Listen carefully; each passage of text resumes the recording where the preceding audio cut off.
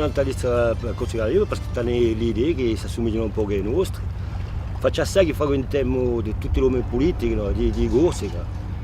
E per rapport a Joseph Giacometti è un disolo che ha parlato un po' della pesca corsa.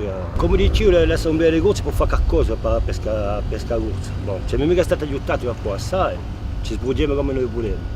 Ma ci sono problemi, c'è un problema di zone di mare dove in questo momento vanno in importa cosa, fanno i mouillage in tutti i luoghi della corsa e qui siamo in train di batterci per sta fare perché questo non è più da piazza per pescare.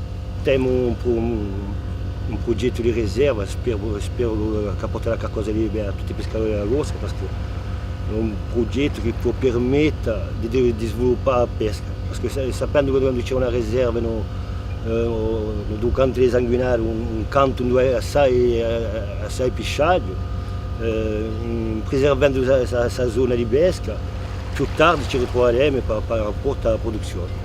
In tutti i lidi di Francia la gente va a fare sbarchi e va in un altro porto, qui in Ajaccio abbiamo un problema, abbiamo un porto dove la gente può mica stazionare, è un grosso problema. Abbiamo un mercato di pesce, dove portiamo la nostra produzione, non abbiamo mica a vendere perché chi si riesce a restare per pigliare un chilo di pesce, deve pigliare una contrezzo di 50 euro. Allora, qui c'è un grosso problema, c'è da fare qualcosa per il stazionamento perché la gente può stazionare o meno 10 minuti, un quarto d'ora.